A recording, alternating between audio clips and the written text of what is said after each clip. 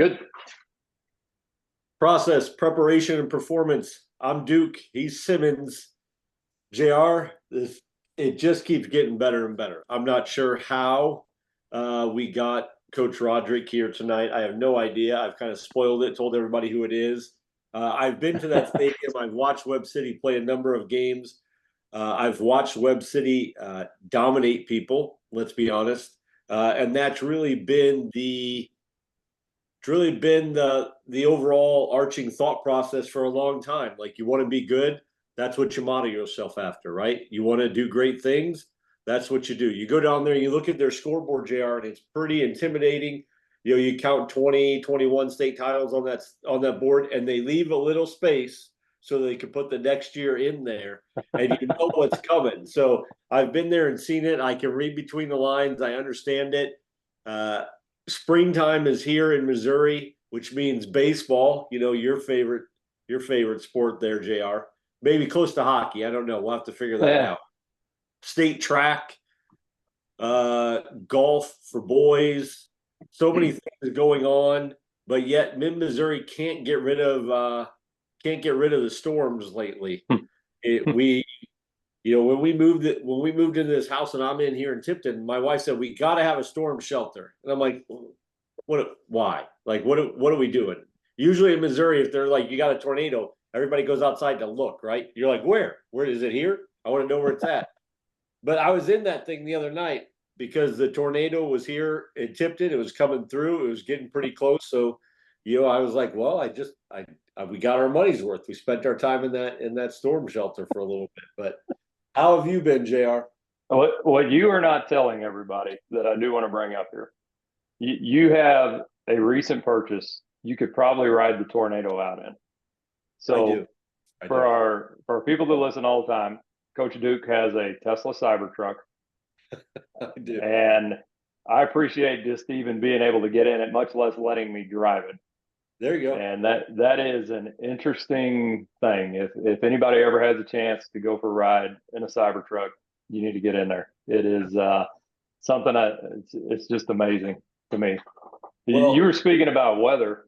Yeah. And without drawing out this intro too much, you sent me a random text the other night that we said we were going to bring up on the podcast, and I'm not going to let you discard that thing, because I get this random text and it says, who killed JFK?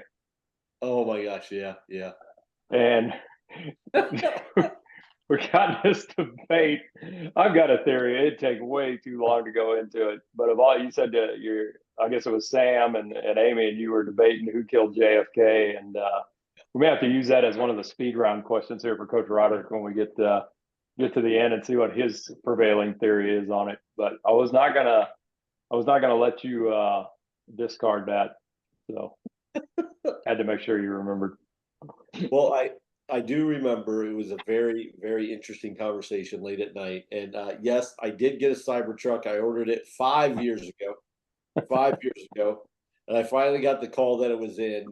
I can tell you, JR, either my life is really boring or that truck is just that cool, because nobody has ever talked to me that much since I've owned this vehicle, nor have I gotten videotaped this much or pictures taken this much of anything I've been doing. So I'm okay with being boring. I really am. But it's the driver, not the truck. That's what it is.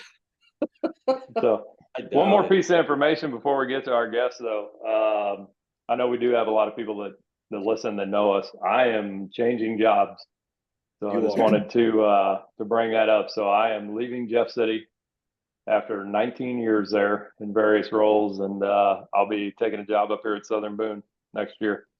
So I'll start that July 1. So it's going to be fun. Be a new challenge. I'm looking super forward to it. It's going to be great. Very happy for you. You're going to do great. It's going to be great. There, facilities director, plenipotentiary, liaison, you name it. I think I may end up doing a little bit of everything around here. So it's going to be fun.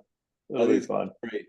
JR, I've already kind of spoiled it a little bit, but tell us a little bit more. We've got a great guest tonight. I've done a lot of research, Coach. I've got the second question I'm going to ask you. I'll be interested to see how you respond to it. I took it off another podcast you answered a question for, but we have the man himself from Webb City, Coach John Roderique, is here with us. And Coach, thank you for coming on our podcast. You bet, man. It's great to be here. I have to be honest and admit I'm not. I mean, I don't watch a lot of podcasts. I don't listen to a lot. I'm a pretty boring person. I need to spread my wings a little bit more and do more listening or even some of these. But man, what a pleasure. I appreciate you guys asking me to be here. Absolutely. I'm going to start right off here. I was thinking long and hard about, okay, what question would I like to lead off with? And I'm going to go with a culture question. Webb City, it just seems like has won and won and won and won, not only at football, but other sports as well. I got a chance to meet you at the quarterfinal volleyball this year when your girls came up and played ours. And that was an unbelievable back and forth match. I think that nobody won by more than 2 points. And that would have been a great Final Four match. But how has it evolved in Webb City? How has it been sustained in Webb City to where that it just seems like a culture permeates every single thing that's touched down there? That's a good question. And I people ask me about, have asked me about football for years, and all that. And it's a really hard question to think about and describe. I know we have, I think it goes back to probably, at one time in our district, maybe, and maybe not one time, it's continued, but our upper ed man, I'm talking about our superintendent's office, and it was important to those people, but not any more important than anything else. I remember having a lot of conversation with an old superintendent, Dr. Ron Langford, who he worked up at the state for a while. When he retired, he went to Jeff City and worked up at the state education department, and then he was a part-timer at Joplin. And and he did a phenomenal job here as a leader. But it was amazing. I'd go in there, I was young, and be like, hey, we just, won a state championships, and people were telling me, hey, you need to strike while the iron's hot, go ask for this or try to get, another coach or whatever. And I remember that first year, after 97 season, he's like, I said, hey, I looked around and I said, we got more guys than a lot of the teams we play. I said, we got, a couple less coaches. And he's like, I go, you think we could get another coach? And I remember him saying, well, why you need another coach? You just won a state championship, and I mean, that was his thinking, and that was it. And, there's probably a lot of people that could tell you about him in our district, but the one thing that like he wanted every program, whether it be our band. I mean, there was a time when, and probably still true, when our band director got paid more than anybody in Missouri as far as a stipend and that stuff. I know in Southwest Missouri, I mean, it wasn't even close for years, but and it's just, if every program we had is like everybody wanted it to be very successful. I think there's a mindset. I would go back to, like your obviously your coaches are doing a good job, but your strength and conditioning program, all of that. I think we're in a good place. We've always been in a pretty good place where, we talk about this. I know, JR, you probably talk about this a lot with, like vertical alignment. We want vertical alignment in our athletic department. That head coach, that's the head coach of the high school program. He better know every fourth grader that's going to be a good XYZ sport for, and our coaches, and probably better now, they probably do a better job now than we ever have as far as making sure you're connecting with them, having programs. I remember, and certainly when I was younger, I did a lot more of this because, I had kids or I had nephews in the youth program, like say the football program. They practiced right on our practice field for years and years and years. And, I'd be down there at practice. And then, I think that's what, our wrestler, our youth wrestling program, they wrestle, and we haven't had a lot of success in wrestling. Hopefully we're going to be getting better. We just hired a couple new coaches, but I think it's one of those things where it's kind of a community thing. It's kind of important in a community. Our Little League baseball team. We've had some teams that have gone on and played, in the Little League World Series, and if you're a 12-year-old kid in Webb City, I mean, you're on a travel baseball team, and because there's probably 4 or 5 of them, it seems like, it's just kind of a community thing, I think. But I think the size of our town, we have one junior high school, we have one middle school, and then we have a handful of elementary schools, and it's a little bit easier to connect to the young, the youth coaches. And then, the whole process is, from youth to junior high to the high school and trying to get the best kids. And I know when I think about our football program, man, and this is something the former coach, Kurt Thompson, who was there, we used to debate this when I first got there. He's like, well, you don't need a ton of kids. And I said, Kurt, I'm going to try to get every dang kid I can get to play football. And I worked hard at trying to get every kid involved in our program, just because I felt like if you did that, you weren't going to miss out on very many kids. I mean, you had an opportunity, and then it kind of became a deal where, gosh, I mean, there's so many kids that need football or need sports so much more than we probably need them as far as our success. But it's a great at-risk program. Every sport program or even extracurricular program you have, is the best at-risk program you have in school.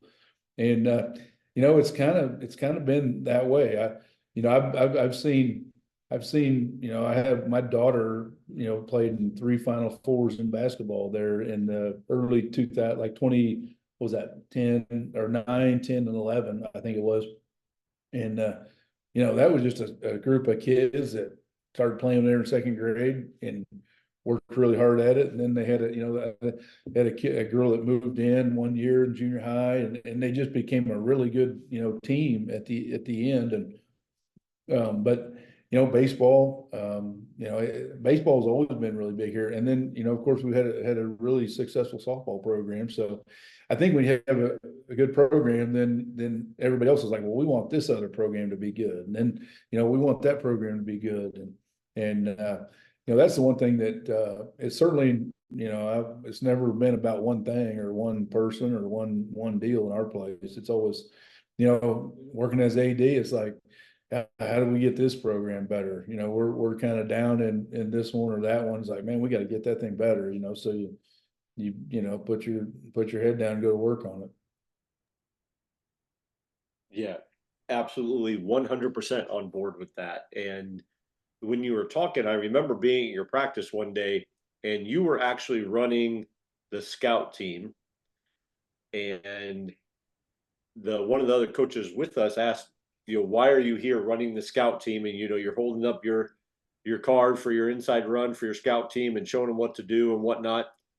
And the answer still rings with me today. It was, well, I need those guys to coach on the other side, and I need them to learn how to coach that position. And it was almost like I can't do all this. I have to surround myself with really good people.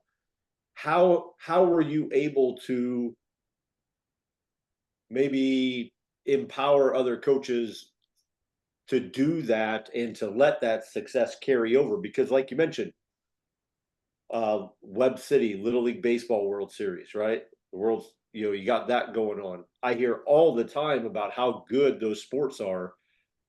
So when you think about it, do you think that competition level carried over into your coaches as well? Or do you think it just it was there and people expected it? I think there is, and I don't, one thing I've always tried to do, in my role, even as a football coach, but more so as an AD, is making sure we all, as a athletic staff, all coaches, and it always doesn't work out this way, but you want everybody to really be on the same page, care about each other, just like you would with your team, and I always felt like as a football coach, I always said, hey, I don't want to hardly do anything in June. We never went to a team camp. We surely really didn't do much early on, the early years. The last several years, because we've gotten shortened in July. We'll do a couple days of football stuff, but we don't put pads on or anything like that in June, but we do some 7-on-7, some things like that. But I always felt like I was being a hypocrite if I would say, hey, I want multi-sport kids, because the best baseball players we've ever had were kids that played football, and the best basketball players we've had are kids that played football. The best football players we've had are kids that did other sports. 100%. I could name, I could start naming them. But for me to, I don't want to do a June team camp where I'm gonna say, hey guys, well, I'm gonna take all the kids right now. I always felt like, I was being hypocritical if I was going to take kids away from another sport, because in June, especially like basketball, in June, that's a big month for the basketball guys to get their camps and do all their days and all that stuff. And it just, everything kind of worked out really good. I felt like, as a AD, you got to try to, facilitate all that. We try to make sure we're not putting kids in a position where they're doing, scheduling over each other, multiple, different sports. And I think our coaches all bought into that. I think that part of it's been really, really good. But, as far as coaching football, I probably didn't do as good a job at delegating things over the years. If I could look back, it's something I wish I would have done better as a delegator. Until I retired, I was still washing the uniforms myself, just because it's like, well, I don't want, I just, I have a hard time maybe asking other people to do, the things. I always felt like I'm not going to ask them to do something that I'm not willing to do myself, and so, there was something about the work team, if you talk to a football coach, we can't get a good look on, the offense or defense or whatever. You never can get a good look. And so I felt, two things. I felt it was good if I was over there, if I was over there working with that group, and, those kids would make sure it's important, and then try to instill a little more fun in that. But then also, it's like, hey, we're going to be down here on Friday night, and if I'm like stuck on a situation, 3rd and 5, I want somebody to be able to give me a play, give me a call, give me something. Because I call the offense, and I completely turn it over to our defensive coordinators, the whole time. And certainly you got to have a lot of trust in those guys. And our one thing I always felt like our coaches, and the guy, they never tireless workers. Just relentless almost, to the fact that they're going to do everything they can. We're going to leave no stone unturned to try to get prepared and try to prepare kids to be successful. We had a span of about, maybe 8, almost, I want to say 8 or 9 years that we didn't have a staff member leave, like the same coaching staff, which in today's world is just not even, it's not even on the radar. But yeah, it was, and I'm talking about 5, 6, 7 guys that were on the same staff or together.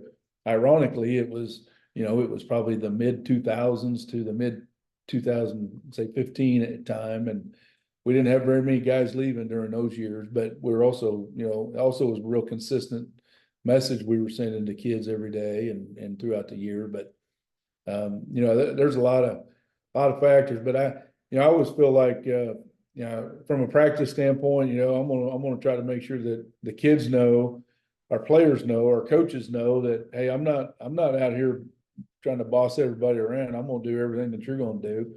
And what I'm going to ask you to do, I expect you to do it, but it's not something that I wouldn't do or I haven't done before.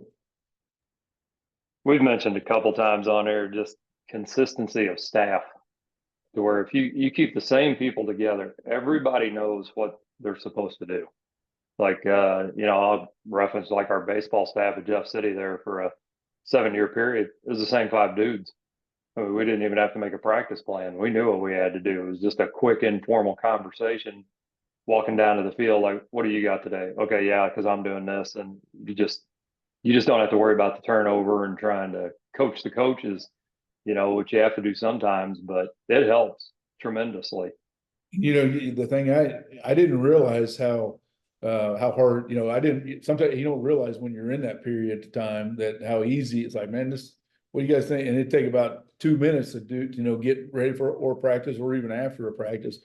And then you get to where you got new faces in there. It's like, oh God. So now you got to make a list. Hey, I want you to do this. Hey, can you do that? And that's where honestly, I mean, there for a while I struggled with that. I really struggled as far as just saying, because it was kind of like, hey, can somebody do this? Like nowadays, I mean, I say not nowadays, but the latter part, you say, hey, can somebody do this? And everybody just kind of sits there and looks at you. You got 10 guys sitting around the table. It's like, okay, I want you to do this. I want, and then you make a list and put it on the board. But they're now, luckily I had two guys, Daryl Hicks, who was probably 20. I think Daryl's there with me for 23 years. And then Mike Smith was there for about 20 or 21. So yeah, guys like that are invaluable, certainly if you've been around for a while.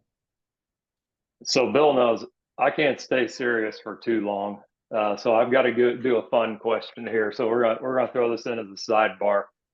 I was looking through either an interview you did or a podcast you did, and they asked you what was the first music concert you had ever attended, and you answered Joan Jett and the Blackhearts.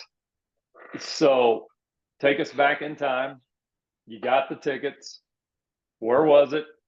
What was your emotions? Was it a good concert? Did she sing "I Love Rock and Roll" or whatever the famous song was? Yeah, this concert took place in Joplin, Missouri. Actually, I grew up here in Webb, and I really, I don't remember a whole lot about it. Probably because I was like every 16, 17-year-old kid, and I say in those days ever, there was a female, a girl involved and, so I'm just like, yeah, I want to go to that thing. You bet. And I could probably remember more what happened, after than I can what happened during the concert. I probably shouldn't have went there, huh? No, that's. Have you seen him since that day? Have you ever seen her again since that day? Yeah, Joan Jett or the girl. Yeah. Well, either or. Either one. No, not much after that on either. They are touring, Coach Duke. I looked it up before we came on. Joan Jett and the Blackhearts are currently on tour. We could buy Coach Roderique a couple tickets. We could send him to one of the concerts. We could do it.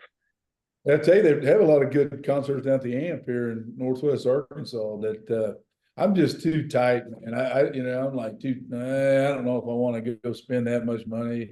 Most of the ones that come up, it's like 100 degrees out, and I see pictures of people standing out in the sun. I'm like, God dang it, sweating, and I don't know if I want to do that. It's got to be the right time of the year for me, I think, now at this point in time in my life.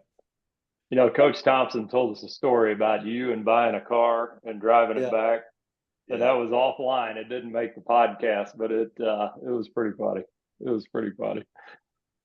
He mentioned you might be a little financially reserved. How about that? Or economically smart when it comes to things, and that you weren't sure if you were going to buy that new vehicle or not. And we shouldn't bring up the whole thing, JR. No.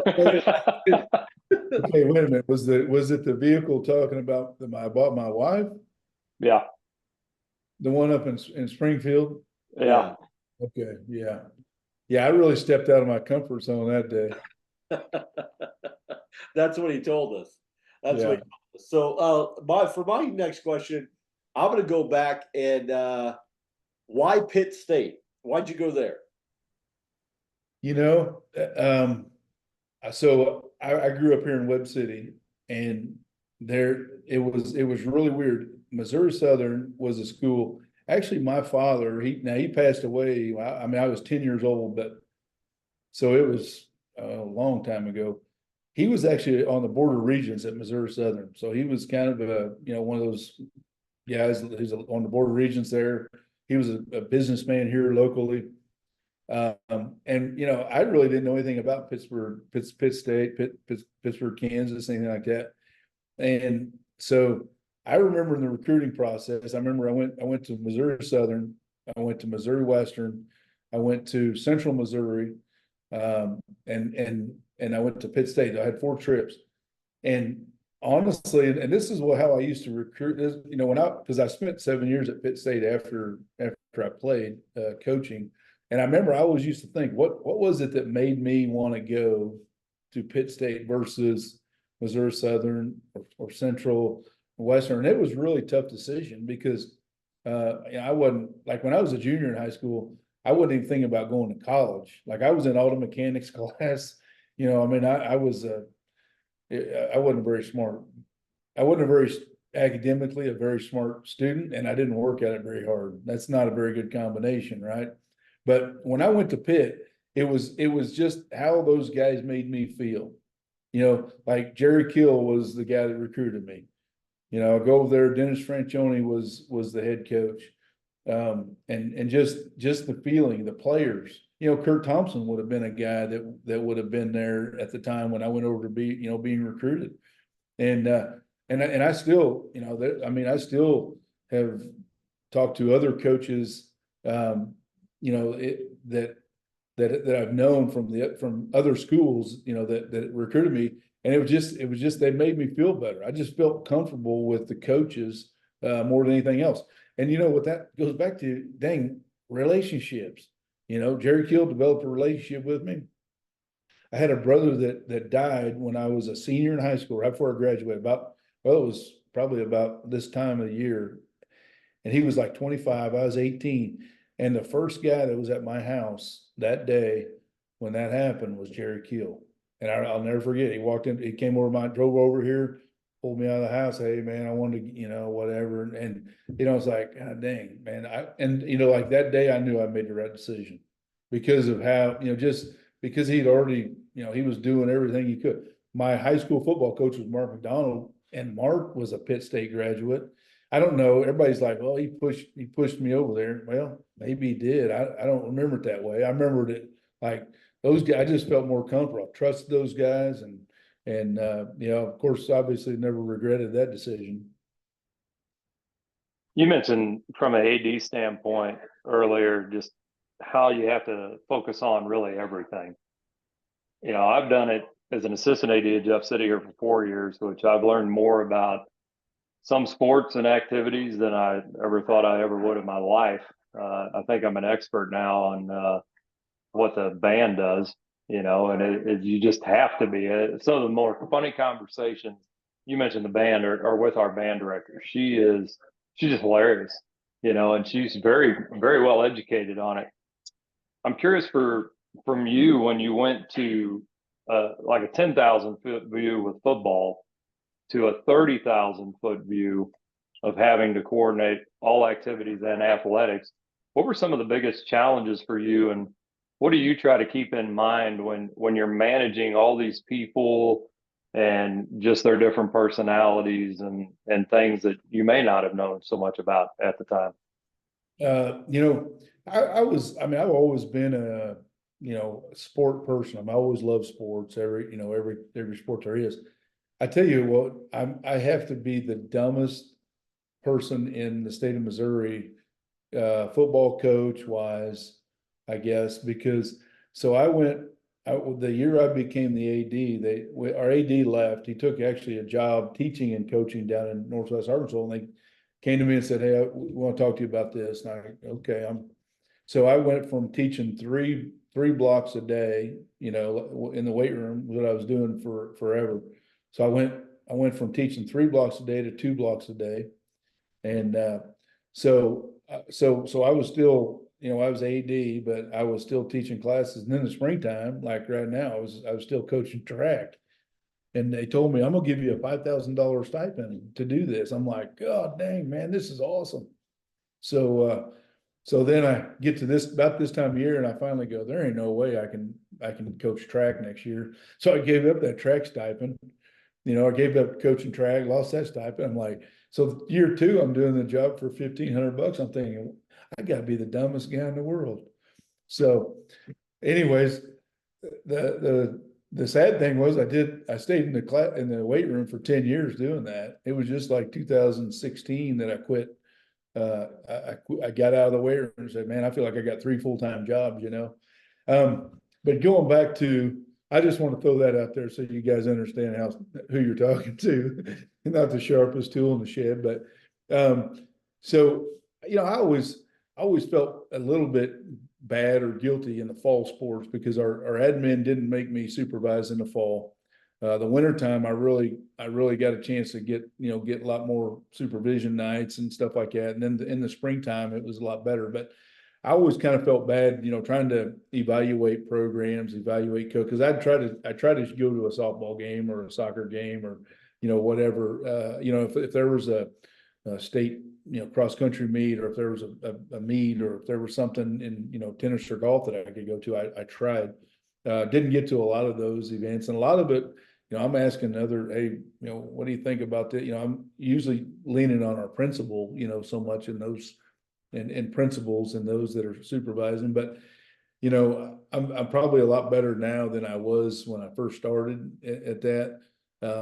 But honestly, I like the hardest part probably is like if I'm talking to a basketball coach and they're like, well, you don't know what you're talking about. You're a football coach. That's been the hardest challenge for me is them not, thinking that I understand sport or I understand coaching or I understand their sport in particular. And I certainly, I'm like you, JR. It's like, how in the world is it offside in soccer when you got somebody that's really a strong leg and they kick it really far, and then you got a fast kid that can run it down? Why do they call that an offside? It's like some of those rules. But I'm learning on those. I volunteered myself the other day. I said, if the soccer team does a scrimmage before district, I'll come down and referee it. Now, this may be the biggest cluster I have ever got myself into, but I said, I'll give it a shot. Oh, God bless you, man. I there's no way I could do that. I mean, I could stand on the sideline and put the flag up and point at this or that, or mark where it goes out. But that center rep, I don't know if I could handle that. But it's really, I mean, for me, I just use my own personal experience coaching. It's like, I really feel like our coaches, and I got a great rapport, I think, with our coaches now, where, they'll stop by the office. Hey, what do you think about this? What do you think about that? And, it's really, this year has actually been really good for me to get, because I'm going and seeing them all the time. I'm stopping by the room, talking to them. Hey, I was at a baseball game last night. How'd the soccer game go? Or how does the track meet? I was, at a baseball game, whatever. Yeah, it seems like I'm going about it every other night, but it's just a matter of trying to communicate with those people and understand. And then, when you can interject, some of your experiences with them, I think that's a great advantage. I always felt like when our coaches can get together and have a meeting or, just a conversation, like say all the head coaches, I think it's really helpful, that collaboration between different coaches, hey, how do you do that? How do you do this? Or how do you handle this situation? A lot of that, just that support system. I think, probably that's what I feel like my job is more than anything now. I totally agree. It's about the relationships that you build, and those relationships continue over as you go and talk to your peers and, going to support this sport and asking other people. It's just bringing them in and making them part of the equation. So it's incredible. I've been taking some notes, to be honest with you, just to try and learn. JR, you ready for the speed round? Yeah, we're gonna hit you with a bunch of questions back to back here, Coach Roderick. So I'm sorry, I'm real long-winded on my answers. I apologize. You're good. You're great. fine. Hey, I want to go back to that. I wasn't a very good student. Okay. So because I really wasn't. Of course, back in those days, they just said, hey, you got to go take this test if you want to go to college, ACT test. I got a 16 on my ACT. And I'm not proud of it by any means, but I'm certainly now, and I'm not all, it's like, hey, it is what it is. I mean, tell those kids you can overcome stuff. I have a son, my youngest son, who graduates next weekend from med school. He had a 32 on his ACT. And so I remember him coming to me one time, and he didn't get a 32 the first time. He took it a couple times, but he goes, "Hey, Dad," he goes, "Guess what? I got a 32 on my ACT. I doubled your score." I'm like, "Man, that's great, buddy." It's like, and so of course I mentioned that just to say, like, I really married well. I married well. My wife, she covered that side of it. I kind of covered the athletic side for our kids. So it was a pretty good combination for all of our children. I actually lectured to your son one time while he was in med school, Coach. To Tyson, really?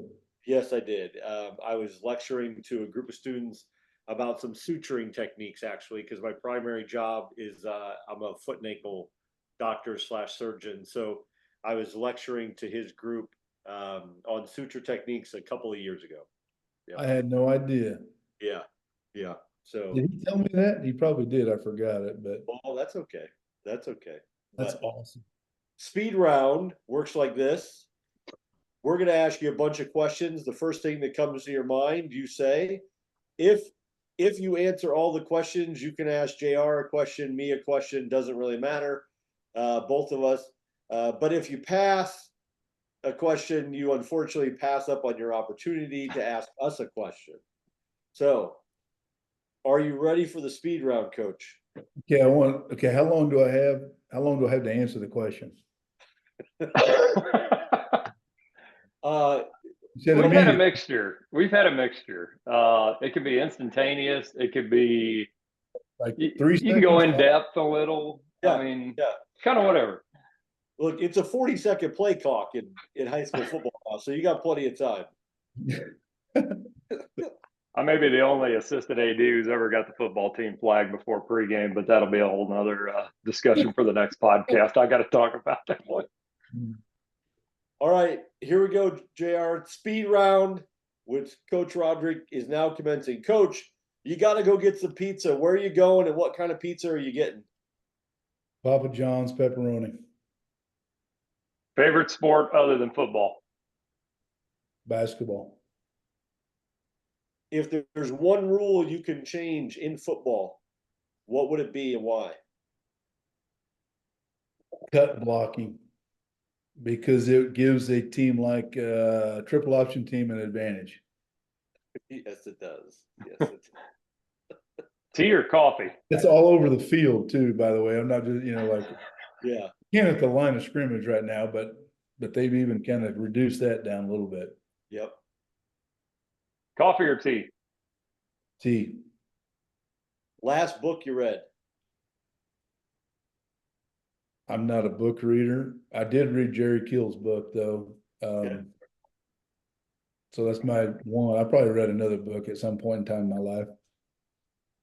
Did you know that you have a Wikipedia page? I did. Wow, Jay, that's research right there. Did you just Google that, JR, or what? I had to. I was Googling some things, trying to find something, and I'm like, "You have a Wikipedia page." I'm like, "This is awesome." Yeah, I didn't do it, but somebody else I know did. So, the first, and I asked Coach Thompson this as well because with his intro to coaching at Webb City, and he told us that story and how he was calling the offense, and you said you called the offense. So, first play you ever called as head coach at Webb City? Inside veer. Inside veer. You need to call it the word how I called it. No, that's okay. That's all right. It was against Steve Hancock at Branson High School too, 1996. How many yards did you get? That's a little. I'm not sure. I just remember we won that game. Yeah, there you go. Well, you won a lot. Yeah, probably. So since we brought it up in the intro, who shot JFK? Wasn't it Lee Harvey Oswald or? Yes, that's the rumor. Yes, I don't agree with it, but that's a rumor. Well, there's probably more JR people that I know that would even talk about this that would agree with you that's no way that happened. It was somebody else. But my last question: in 5 years, Missouri high school football will be blank?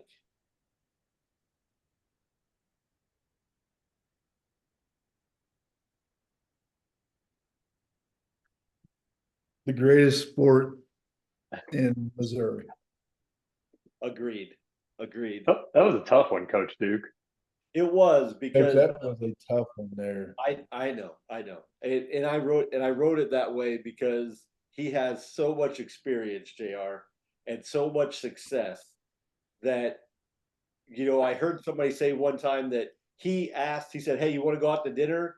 And the person like turned him down and was so upset about it that he turned it down because he missed out on the opportunity to pick his brain. So I just had to see where it was going.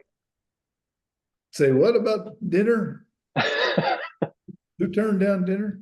Well, when we were at the state, the Misha State thing, you were there, and they were honoring the state champs, and they were talking to Coach LePage from Blair Oaks, and he said that you had asked him, "Hey, do you want to go get something to eat?" And he had to turn it down because he was going to talk to somebody else about a play call, and he felt really bad. And how could he ever turn down Coach Roderique so he can learn some more about Missouri high school football? So, when you have one state champ turning down another for some reason, and they feel bad about it, I figure you're probably the guy to talk to about anything football in the state. I got you. That was a tough question. I just want to add that. How about, so have I answered them all adequately? Or wait a minute. You've got one more. Oh, you got one more. Sorry, Coach. So this is kind of turned into a thing on this podcast since we started this speed round.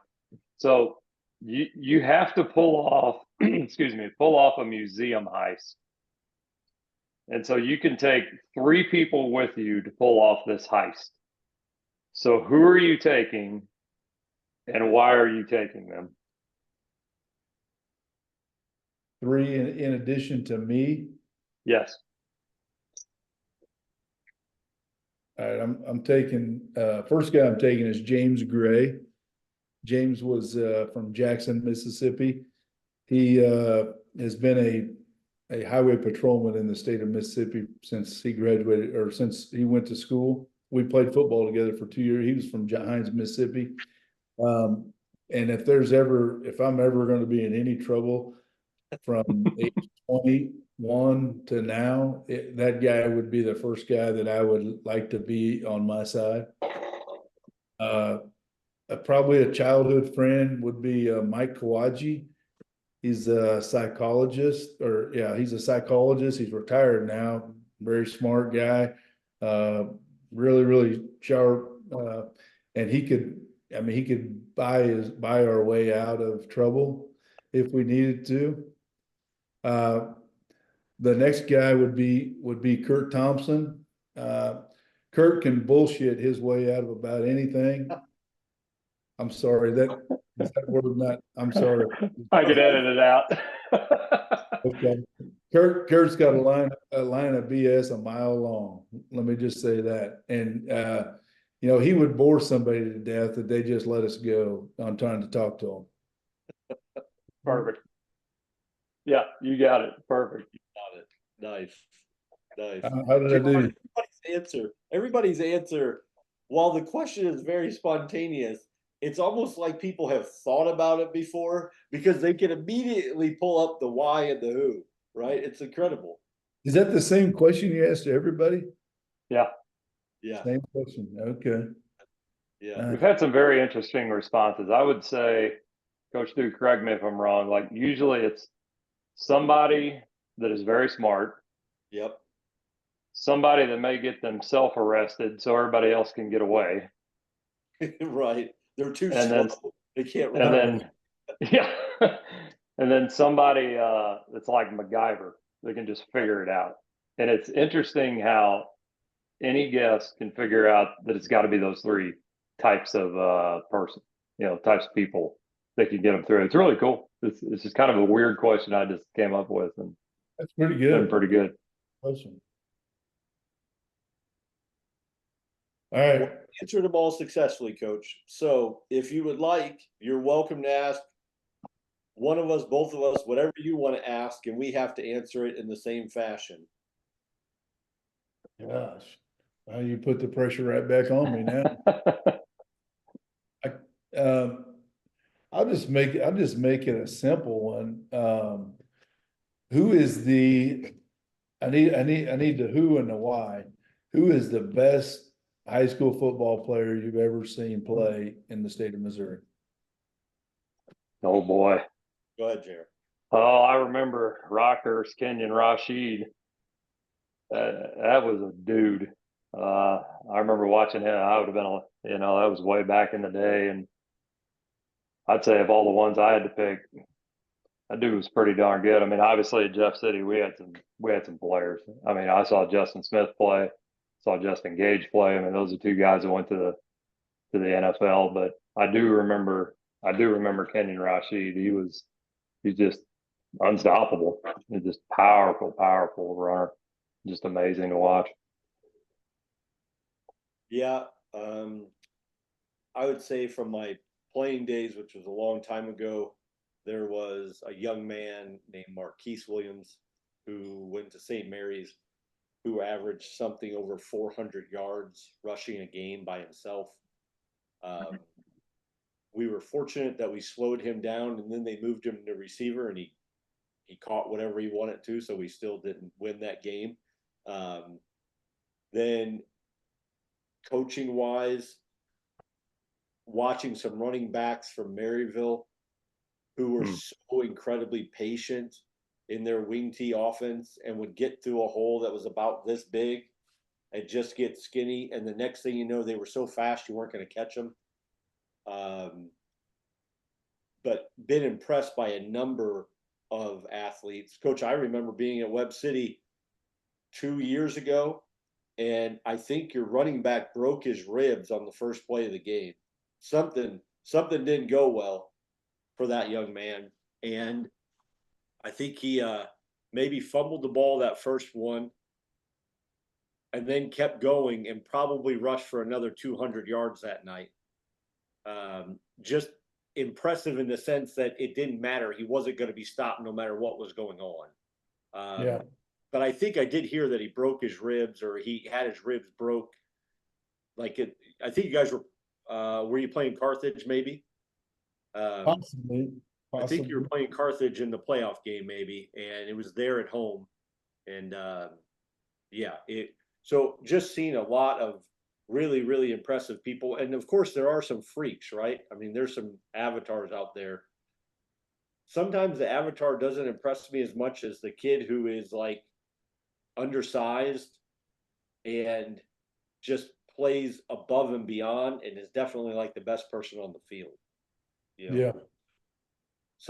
Those types impress me so much because they're the ones I want to go up to them after the game and shake their hand, right? Yeah. So like not 6'4", 240, 250, 260. You have zero college interest, but you just played like you were the best person on this field without question or hesitation. So yeah, that's what makes it so great. I mean, that's what makes coaching high school football so great. So it's like people have asked me over the years, like, they'll ask about somebody, Tristan Castillo kid, or a great lineman or something. And I'm like, we've had some great ones, just like everybody's had some great players, right? But I walked down the hallway and I said, look at that kid, he's 5'9", he weighs 230. Like those are the guys that shouldn't be out there doing what they're doing, but they're the ones that have made us really good on the offensive line. It's not that most impressive kind of guy. I do want to say one thing though, from your answer, JR. First time we played up at Jeff City, played the Jays. I want to say it was 2000 or 2001. Yeah. Now we ended up beating. I mean, we had a really good team that year, but we ended up winning the game. And I knew. I honestly I don't know what year it was now that I'm thinking about it, but I remember I thought we were in real big trouble when we're standing there along the fence outside the locker room area. The officials pull up and get out. One of them's got a Justin Smith jersey on. I'm like, oh crap, we're in trouble. We're in trouble now. And of course, the game was kind of officiated like they may have been in a relation, or at least maybe from the area, or but maybe Jeff City graduates. That no, I'm joking. I think that is a true story. Though. I think I remember that jersey, seeing that jersey, I'm like, oh crap, we're in trouble here. But I was trying to remember. That might have been, geez, maybe somewhere between 03, 05, maybe. I can't remember. It's been. He would have graduated like 98, though, right? He was in 90 or 90. So Justin was 90. I think he was 97 or 98, one of the two. And then there was a group of those kids that were good because they won in 97, runner up in 98. Yeah, I remember. I think it was like 2000. It was like 2000 2001 because there would have only been a couple, maybe one time we came up there and played. So yeah, there was a lot of people there. I remember that. Probably the only other game I remember where there were more people. We played East St. Louis back in '92, and there was probably 10,000 people out there. Okay. It was just absolute chaos with the amount of people that were in that stadium. It was crazy, just crazy. Wow. So Coach Duke and I say that the oldest game ever invented is tag. And the way that we got you on the podcast was Kurt Thompson tagged you to be our guest. And so you have the, I guess, distinct privilege here of putting the next person on here to get grilled by Bill and I and go through the speed round. And it has to be somebody that you have their contact. I can get in touch with them or Coach Duke can. Who would you like to tag to be our next guest? So what if they've already been on here? How do I find out if they've been on here?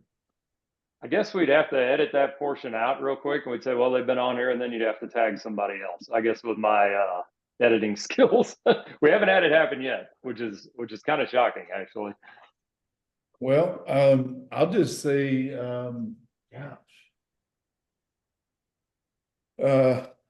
has Joel Wells been on here? Nope. Joel Wells. Perfect. I tag Joel Wells. You'll have to offline give us a couple things we can aggravate him about when he comes on. Why would you tag him, Coach? I haven't talked to Joel for a very long time. I mean, we text once in a while. He's just he's a great interview. He's got a really good personality. He actually hasn't been coaching the last couple of years. He retired, I think, when he was at Kickapoo, moved down to Harrison, Arkansas. So he's been out for a couple of years from the coaching, but he could give a perspective from Arkansas. I think he'd be a good interview. Good guy, great guy. Perfect. Thank you so much, Coach. We appreciate your time tonight. Yeah, I appreciate you guys having me on. This was really fun. Very good. And if you want to be like a guest co-host some night so that you can ask people questions in a speed round, we're all about that. Yeah, I'd love to. Perfect. Just let me know. Perfect. JR, I think one of the things that we have to do is get like a whole Brady Bunch screen on this Zoom going so that the guy who who's the guest for that night is like in the middle, and he's just got people asking him questions from everywhere, or he's got questions coming from everywhere, and finally we haven't had a guest pass yet on a question. Everybody answers anything, right? So I think we're going to have to keep upping our questions there. I don't know. Well, your idea of having, like, when we get to episode 50, the 49 guests on, just to me seems like mass chaos. I mean, there's good ideas, there's crazy ideas, and I don't know what we would do with that. It would be funny. I don't know either, but maybe they need to be more personal with those questions. The more personal you get, the more you might get a pass. Oh, I don't know if I want to answer that one. Yeah, Coach, we've had stories of clowns running naked and people sleeping on dugouts, and that was funny. MMA fighters and stuff. I mean, the craziness of stories. I think JR and I should write like a coffee table book already, just because some of these are outstanding. But we're getting close to episode 50, JR. We're really, really close. We're gonna have to celebrate somehow, some way during that time. Coach Roderique, I really appreciate your time tonight. It's been incredible. Thank you for what you've done for the sport of football and the influence that you've had on other coaches around the state. Even if you don't even know them and how they've influenced them, you certainly influenced me in the times that I've been there and just watch you guys play and practice. So I appreciate it very much. Thank you, guys. Great being here, and I wish you all the best. Thank you. Thanks. For process preparation performance, I'm Duke. He's Simmons. God bless, people. See ya.